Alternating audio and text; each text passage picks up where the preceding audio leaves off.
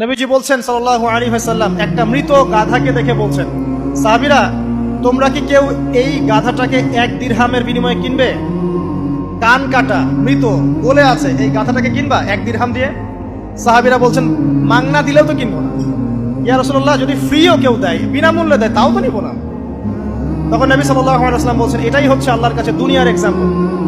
ওই মৃত গাধা তোমাদের কাছে যতটা না ইম্পর্টেন্ট, যতটুকু মূল্য রাখে, আল্লাহর কাছে এই দুনিয়া তার চেয়েও কম মূল্য রাখে।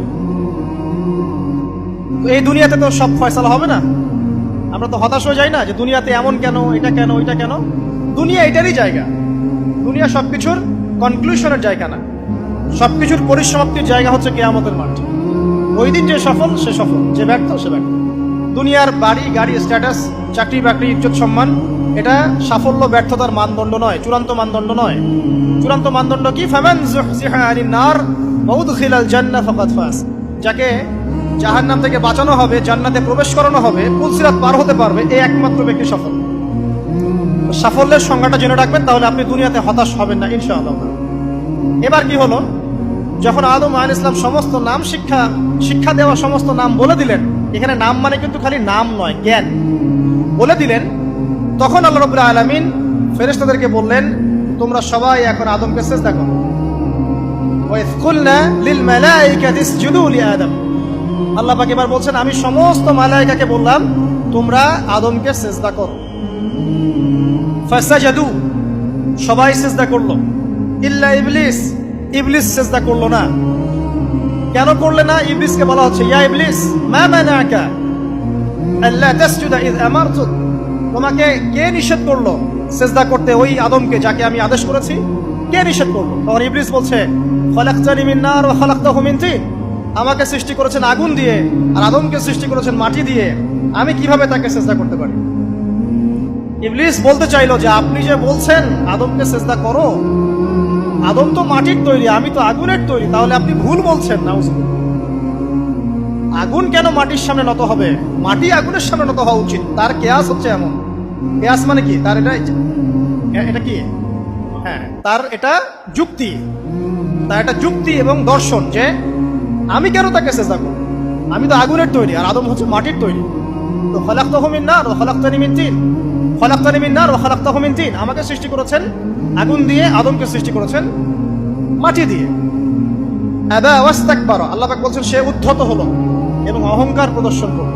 আর আল্লাহ পাক অনেক কিছু মাফ করে দেন, কিছু কিছু বিষয় আল্লাহ পাক মোটেই পছন্দ করেন। তার মধ্যে একটা হচ্ছে অহংকার, তার মধ্যে একটা হচ্ছে শিরক, তার মধ্যে একটা হচ্ছে অন্যের হক নষ্ট করা, তার মধ্যে একটা হচ্ছে আদম সন্তানকে হত্যা করা, তার মধ্যে একটা হচ্ছে বৃদ্ধ বয়সে ব্যভিচার করা, তার মধ্যে একটা হচ্ছে মুরতাদ হয়ে যাওয়া। ওই যে খ্রিস্টান হয়ে যাচ্ছেন না, খালি মরেন তারপর বুঝবেন, খালি মালাকুল মউত আসুক তারপর বুঝবেন। আল্লাহ রাব্বুল আলামিন বলছেন তার রাসূলের মাধ্যমে, কেউ যদি সাক্ষ্য দেয় আল্লাহ ছাড়া কোনো মাবুদ নাই, মুহাম্মদ সাল্লাল্লাহু আলাইহি ওয়াসাল্লাম শেষ নবী, ঈসা ইবনে মারইয়াম আল্লাহর প্রেরিত নবী, আল্লাহর পুত্র নন, জান্নাত সত্য এবং জাহান্নাম সত্য, এই 5টা বিষয় যদি কেউ সাক্ষ্য দেয়, ইনশাআল্লাহ সে জান্নাতে যাবে, তার আমল যেমনই হোক না কেন। টাকার বিনিময়ে, চাকরির বিনিময়ে, সমাজ সেবার নামে আর চিকিৎসার নামে ঈমান বিক্রি করে ফেললেন, সুবহানাল্লাহ, সুবহানাল্লাহ। তোমাদের এই পৃথিবীতে বেঁচে থাকার চাইতে মাটির তলে চলে যাওয়া ভালো। আবর্জনার কোনো প্রয়োজন নাই আল্লাহর এই জমিনে। এই মুসলিম উম্মার আবর্জনার কোনো প্রয়োজন নাই। এই মুসলিম উম্মার ইমানদার সাহসী তরুণ প্রজন্মের দরকার। আল্লাহ পাক কবুল করুন, আমিন। এরপরে কি হলো? ইবলিস সিজদা করলো না, আবা ওয়াস্তাকবার, সে উদ্ধত হলো এবং অহংকার প্রদর্শন করলো। এবার আল্লাহ পাক জিজ্ঞাসা করলেন, কেন করলে না?